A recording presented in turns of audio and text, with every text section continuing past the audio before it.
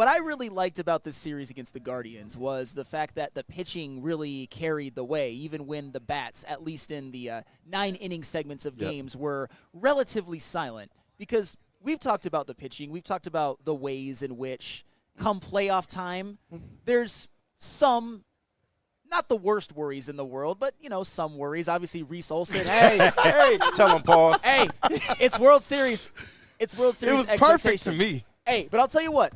Reese Olson coming back, I think pitching well enough. He looked the least sharp of the three, but that's about what to expect coming off of a long IL stint. Casey Mize looked as scared dominant. Pause away, Flannel. I know. Wouldn't be the first time. Hey, right? Casey Mize. Wow, that lives in infamy now. Oh, it's recorded, bro. Hey. 4K.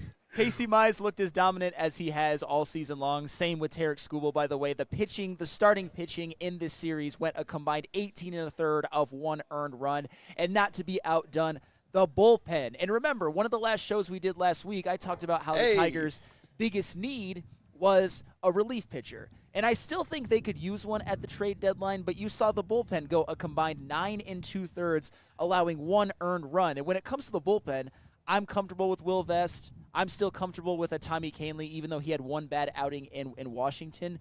But honestly, what would do the bullpen the most good is Tyler Holton becoming the pitcher that he was last year. And in his last 7 2/3 innings, he's allowed 0 earned runs. Maybe Brant Herter regaining the form that he had last year. Hopefully Chase Lee is real and can be a big contributor coming down the stretch when it comes to playoff time. So I'm not saying that everything that ails their bullpen or even some of their starting pitching depth is fixed, but man, it was good to see dominant pitching because that's something that I think as Tiger fans we want to be able to count on come playoff time. I agree with that. It was one of the things we believed would be a strength, and so to see this team continue to win in a plethora of ways was awesome, but to see them go back to winning against a team that we wanted to see them absolutely go and sweep if at all possible and do it based off of the pitching, that to me is what's beyond encouraging.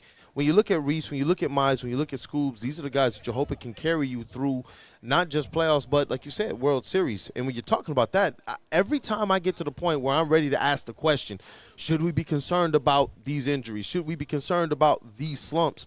The Tigers just continue to go out there and find ways to just ramp it up and just act like, you know what, none of it matters. As if they just went and put the truck on even bigger wheels and just say, hey, it doesn't matter whatever's in our way. Everything's getting rolled over. It gets to the point where it's like I almost feel like the moves that they would make would almost be to just nip and tuck. I feel like as currently constructed, the Detroit Tigers have everything they need to go out there and win a World Series as currently constructed. Everything that I've seen to this point. I want to believe that there are certain things that are going to knock them off, but where have they slowed them down? Where have the injuries slowed them down? Where have the bat going cold slowed them down? Where have the bullpen going through a rough stretch, we'll just call that, slowed them down? This Tigers team has continued to go out there and find new ways to get it done. Shout out to Sparty, too. Hey, shout out to Sparty. No shout out to Sparty. I will, it's the closest I ever been to a Sparty. I will go blue still. I will never say that again the rest of my life, but I said it there. But Broder in the chat, thank you for the Stark. Sparty's grimming y'all right now, man. Hey, it is what it is, man. Battle lines have been drawn. I was told defense doesn't matter. Parentheses, love you, Flannel. Hey, I've always been big on pitching, and I think pitching is a separate entity from defense. But hey, Broder, let me ask you this, and we'll get onto this later. If you're Mr. Defense guy, I don't want to hear a single word about how a Tiger got snubbed in favor of Julio Rodriguez because, hey, defense is the most important thing, even though he had an OPS under 700, but he is the best defensive center fielder in the American League, so be consistent, Broder, but we'll get to that more later. But shout out to pitching. I think pitching is the most important aspect of baseball. But some of you people in the chat think that being a pitcher is just as important as being like a right fielder or something. Pitching's part of defense. You people. That's where we're going, son? Well, look, man, with the pitching, though, because this is what I want to ask you, because there's got to be some place, probably some level between our 2 points, because I do want to see them go and be aggressive at this trade deadline, but I do believe if they do something minor, if they do some things just to kind of shore up depth, I do still believe this team has everything they need. How far away do you believe this Tigers team is right now? Because when I look at this squad, they go into all of their series, I like the matchups on paper with the pitching. And as you continue to see these bats evolve, to me, I'm not understanding until you get into that World Series. Houston Astros, I would tip the cap. I respect them, but we've seen the Tigers have some success against them too. There are two specific things, and I mentioned them earlier, that make me feel a whole lot better about their, playoff prospects, no matter what they do at the trade deadline. Number one, obviously, is Reese Olson coming back healthy. And I know that he allowed some hits. He got into a little bit of trouble, allowed a home run to a Jose Ramirez. Oh, the horror. But I think overall he was fine, and he did exactly what you expected him to do coming off of the injured list. I love to see that. Have him be – I'd feel very comfortable in a playoff series, a healthy Reese Olson being the third starter. Another thing, and again, something I touched on earlier, Tyler Holton getting back to being dominant. Because we know how good Tyler Holton has been the last couple of years. Arguably the best non-closer relief pitcher in baseball.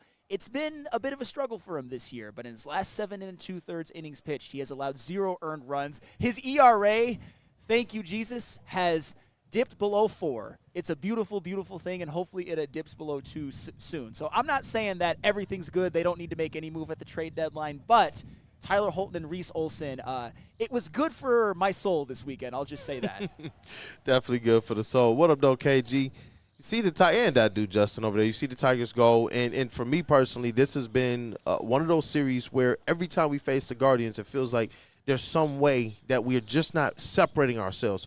Even if the record is saying what it's saying, it seemed like we still get there, and it's like a cat fight with the squad. I think it's because these two teams know each other well. You're both from the Central. The Guardians have owned this thing for a while, and I don't think that it's just easy to just punch up and dust them. But the Tigers are making it look pretty easy right now. Yeah, well, Cleveland hate playing us. We hate playing Cleveland.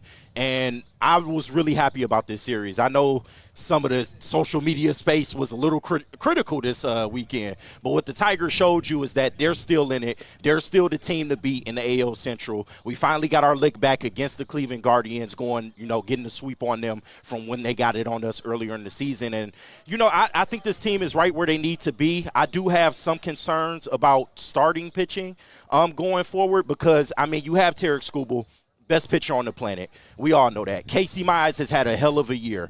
If he can stay healthy, he is going to be one of your primary arms going forward. But after that, you do have Reese Olson just coming back from injury. He has to stabilize, although his numbers do look good as of right now. But at a bare minimum, you got a hole in that 5th spot in your rotation. Because when you look at Jackson Jobe being out and then Jack Flaherty being an absolute wild card, we don't know. He's a loose cannon cop. We don't know what the hell we're going to get from him day to day, when he goes out there on the mound. So I would like to see the Tigers go out there and maybe get a low-end starter, maybe even a reliever. That would help their cause as well. But you can't have enough arms. And I feel like as we get down the stretch here, you're going to need that pitching now more than ever. It's been a strength for this team for the last 2 years now, and it's going to continue to be the strength. The bats will be there. I feel like we can make do with the bats as long as the pitching is there. I 100% agree with that. I just pulled up the stats. Because the Detroit Tigers, for as good as they were to start this season, when they were averaging, 7 hits a game and 4.5 runs per game? Yeah. Do you understand over the last 20, they are now averaging 8.5 hits per game and 5.5 runs per game? Offense and there were crazy. people who told me, I was told, shout out to Neil Rule, we're on his turf today, I was told that the offense was struggling. But that's where, if you're going to do anything to bolster what this team is going to do World Series-wise, load up on those arms. I believe in the bullpen even more so than starters. With the bats, I am very, very comfortable. I feel like as people continue to get healthy, as people go through their ups and their downs, as people go through the slumps, I do believe this team, just like last year, is going to be better positioned offensively going into the playoffs. I do. I really do. I'm looking at even like a guy like Spencer Torkelson, who I do believe still has one more nice run in him this season. And I do believe that the All-Star break is coming at a good time for a lot of those guys who aren't seeing the plate as well or as comfortably as they were for like the first 20 or 30 games of the season. This All-Star break for these teams, the players that specifically are going, I feel like for who they are as players, it's the perfect thing for them. And for all the rest of these guys that are able to nurse their injuries, they're able to, let the muscles heal a little bit, and then they're able to hit the ground running fresh in the second half of the season. I feel like there's a whole other level to the Detroit Tigers we haven't seen yet, and this team is still getting comfortable. There were new parts and pieces here. There were still some young players, some arms that we're going to depend on a little bit more now, and this team has kind of bumbled through all of this and still been the best team in all of the AL at the same time. Well, just a couple quick examples. Parker Meadows still hasn't gotten going. Yeah. And That's crazy. And don't get me wrong, I know that his sample size consists of a torridly hot second half of last year, and he might never be that again, but I suspect that he will. I love his skill set. I think that he's going to get going.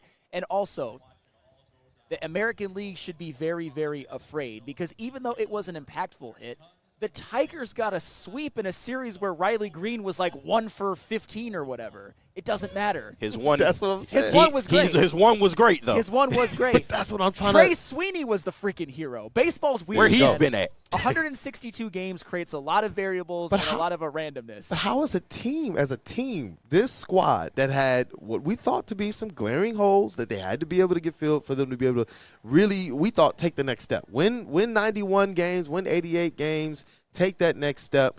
This squad has found a way to, like, fickle-proof their season. Up to this point. And it's like baseball can be fickle for the individual players and such, but this team has found a way and this organization has found a way that it just doesn't matter that much to what they're trying to do this season. No, it has not. And when you're a great team, or at least a great regular season, which the Tigers have undoubtedly been, best record in the American League, you get a hefty representation on the All-Star team, and we're going to talk about that a little bit more when we get back, because we already know the 3 that are starting as positional players. We talked about that last week. We can re-rack that a bit with a KG here, but as we all knew was going to happen, Tarek Skubal joined them on the All-Star team, and I just want to also give a little bit of love to Tarek Skubal individually and the season that he's having.